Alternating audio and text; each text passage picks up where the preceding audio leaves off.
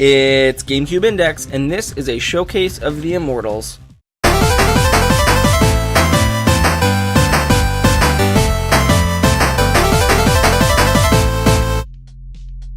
In March of 2002, nearly 70,000 fans showed up to the Sky Dome in Toronto to watch incredibly exciting wrestling matchups, such as Ric Flair vs. The Undertaker, Stone Cold Steve Austin vs. Scott Hall, The Rock vs. Hollywood Hogan, or Chris Jericho vs. Triple H, all battling it out at what turned out to be the end of the WWF era. This was, of course, WrestleMania 18.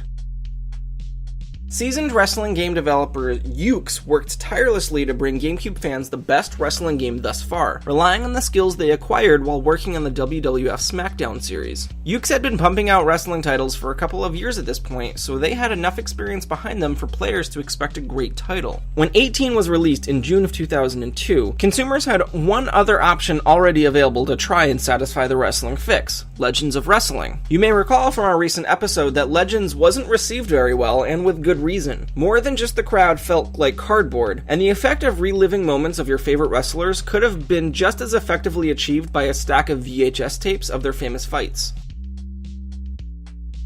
Thankfully, WWE Wrestlemania 18 is comparatively head and shoulders above the competition. Much like The Undertaker is way better than Scotty 2 Hotty. There's a huge variety of match types, including the always entertaining cage matches and Hell in a Cell, as well as tag teams, triple threats, battle royales, table matches, the list goes on. Players can even create their own characters or their own championship belts, which they can then compete with and for in different types of matches.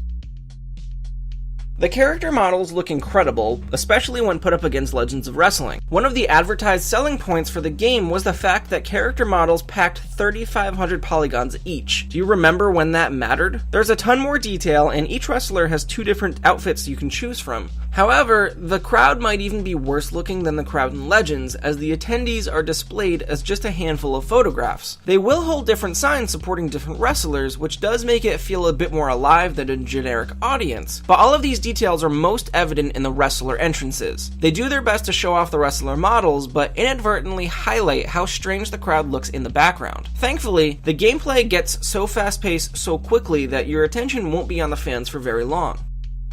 Unfortunately, it's not all a beautiful masterpiece, and 18 definitely has some weak points that highlight just how quickly the game was put together. The biggest and most glaring example is in the collision detection. Certain wrestler matchups, such as Kane and The Undertaker, both enormous men, create some problems that affect the fun. If your opponent is just too big or even too small in the case of Lita, the hitboxes don't fit the character models, and the results are kind of glitchy. Sometimes it's limited to a visual glitch, other times some grapples or strikes won't even land properly and your opponent will blow right through your defenses. There was also a conspicuous absence of certain features that THQ had advertised leading up to release, such as backstage fighting or the inclusion of some WCW wrestlers like Diamond Dallas Page.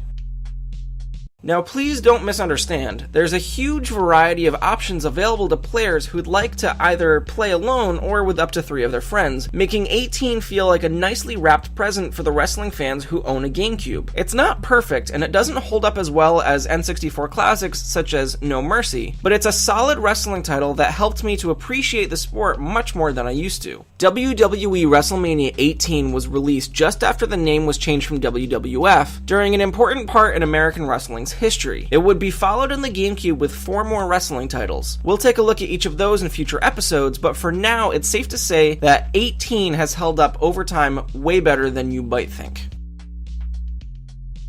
That is it for this week's episode of GameCube Index. If you enjoy the videos every week, consider backing us on Patreon. Even $1 a month will do a lot to support the project and help improve the experience. It's entirely up to you. Either way, please continue to show your support by subscribing, sharing, following along on Twitter at GCNdex and at GCNdex.com. Thank you so much for watching. Tune in next time when we race for position in F1 2002.